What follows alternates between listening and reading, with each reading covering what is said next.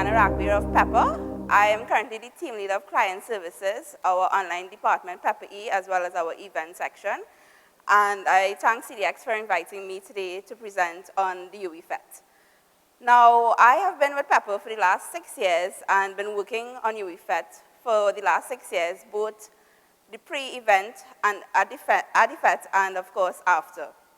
So I'm really talking based on my personal experience in promoting the FET and showing how social media has really enabled us to reposition a mature FET because the average age of the UEFET goers have been over 50. So the challenge really for us was to engage a different type of audience, not isolating the current target, but also trying to tap into a new market, as well as the competition in terms of other FETs around the carnival season.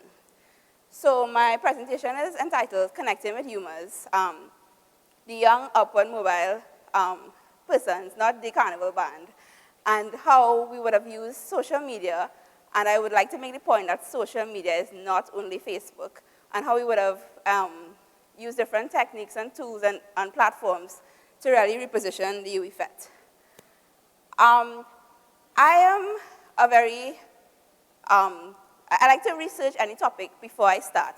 So I was looking at, how do event planners use social media? And I came across this very interesting slide, which says that 87% of event planners currently use social media to promote events, or to share announcements, to increase their conversations and engagement, or for branding. But really, how do we use it? What is the challenge? One of the challenges is getting people to respond to an invitation, and of course, getting them to pay attention to invites. So of course, your strategy will be based on the type of event. If it's a conference, a FET, a birthday party, or a media launch for a new product, or whatever event or activity you're trying to promote. So really, it's about how do you engage your audience. So again, in my research, I came across some really cool infographics that spoke about how technology is changing events. And I thought it would be fitting, as we are at a Caribbean Digital Expo, to show how the technology has been impacting events. Because throughout today, we would have seen how it would have impacted on products and services, or even in terms of entrepreneurships. So for example, I attended the Innovation and Entrepreneurship session yesterday. And one of the case studies on Trolley Trolley really inspired me because in terms of the perception that Trinidad and Tobago is behind the whole social media platform compared to the United States and other developed markets, that we will have been able to embrace e-commerce successfully. So first of all, how technology has impacted pre-event. Before, we used the mailing list. So you know who would have attended your event before, or you look at how many people might be interested in your type of event, so you do your press advertising, you send out letters or whatever sort of correspondence to get your audience interested in your event. Now, there are a lot of social ads, and even on networks, you have your Facebook events and other ways to engage your audience or your potential audience.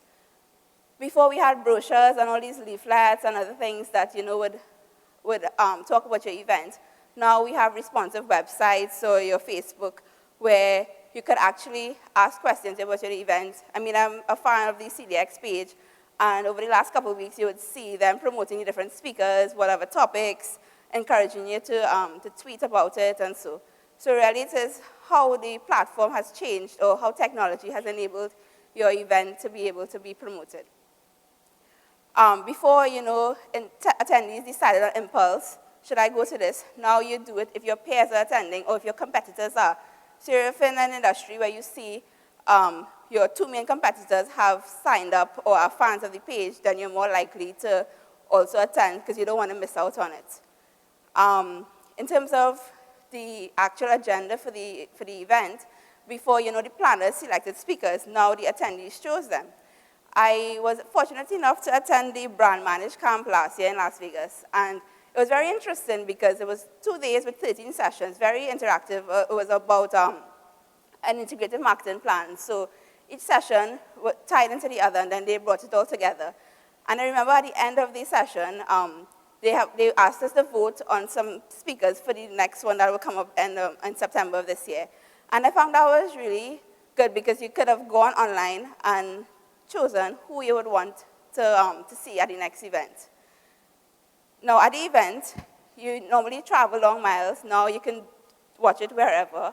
You either do live streaming, video, or however you want, webinars and seminars and that sort of thing.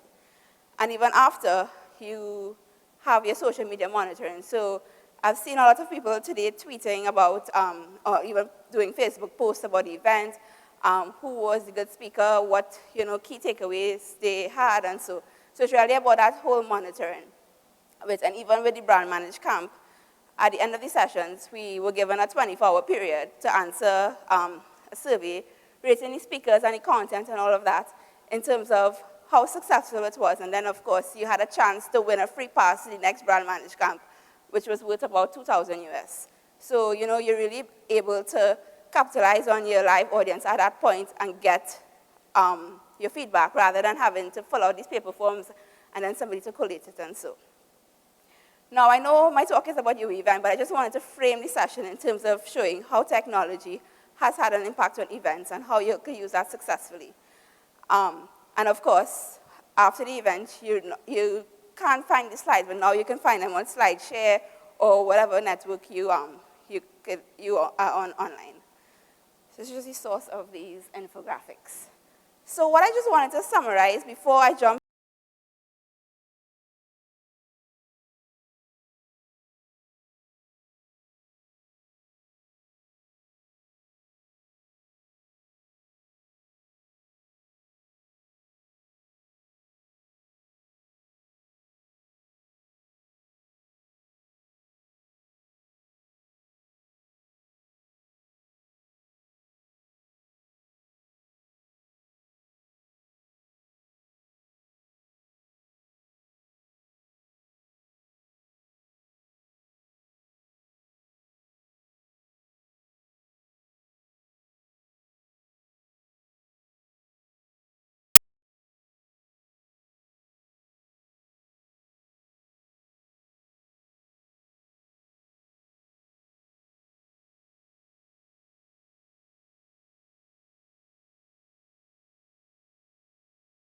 How do you get people interested in your event?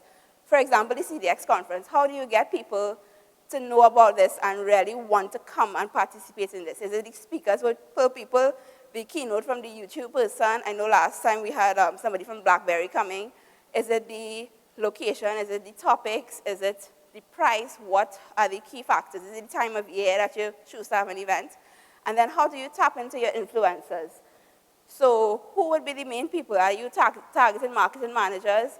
For the FET, is it that you go to the HR department who would buy, or the CSR department who would be able to say, I'm going to buy 10 tickets as part of my corporate social responsibility because it is a UE FET bursary. So really, how do you build that buzz?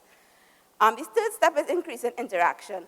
So of course, the beauty of social media is that it's a two-way street in the conversation. So it's not about pushing messages as traditional media and saying, buy me, buy me, buy me, but rather, why should you come to me?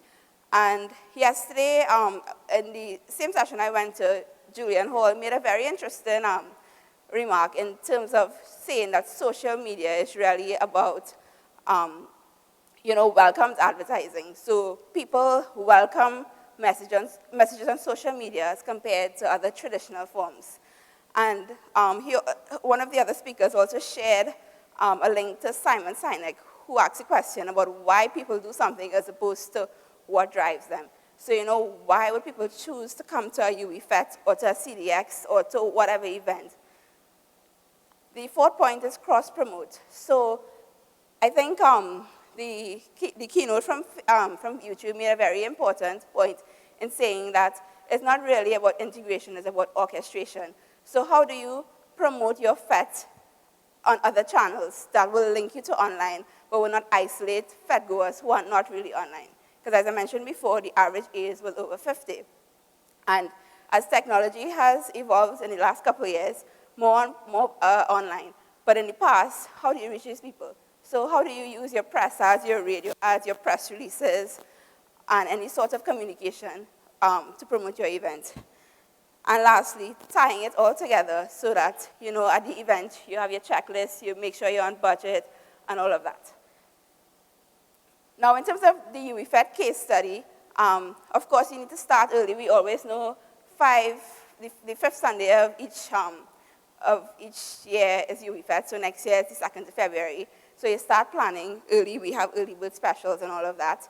Of course, as I mentioned, integrating online and offline. Activating your influencers like Trinidad Carnival Diary, Triniberry, Lime TT, and all the other networks. Having a dedicated social media activist who will be able to promote the FET, respond to comments, and so creating custom graphics. We've seen the trend with memes and all these e-cards and all of that, so to get that sort of engagement. And of course, saying thank you after the FET and then asking for feedback so you know, okay, did food run out the last time? Was the ice cream finished? Was the doubles line too long? So we need to have 2 vendors next year. So what is the feedback? So this is just a graph to show in terms of the evolution of UE ticket sales. You'll notice a dip in 2013, and we attribute that to the short carnival season because it was right after Christmas. But you can see we would have had major UE, and I will show you some examples in a little bit, in 2011 and 2012, a heavy digital presence because it's also a cost-effective medium. So just some artwork to show you what can be done for a FET. So this is some example of Facebook advertising. So of course, we would have done some sponsored stories. This year, FET, we had a budget cut, so we weren't able to do a lot of paid ads. In 2012, we were able to do more, so we would have done different ads targeting different sections of the FET. So we would have had over 10 million impressions with 14,000 clicks. The Bollywood FET, because every year we have a different theme for the FET, 6 million views. So you can see the increase from 6 million to 10 million year on year. And then, of course, Google AdWords for the FETs, affiliate advertising where the third party endorsed the FET. And of course, your Facebook fan page, using all your custom tabs. We put the entire sitemap online so you can know exactly where each section is going to be. We had the 2 stages, so you know what time the performances are, the entire menu. We had different promotions for people to win tickets and all of that.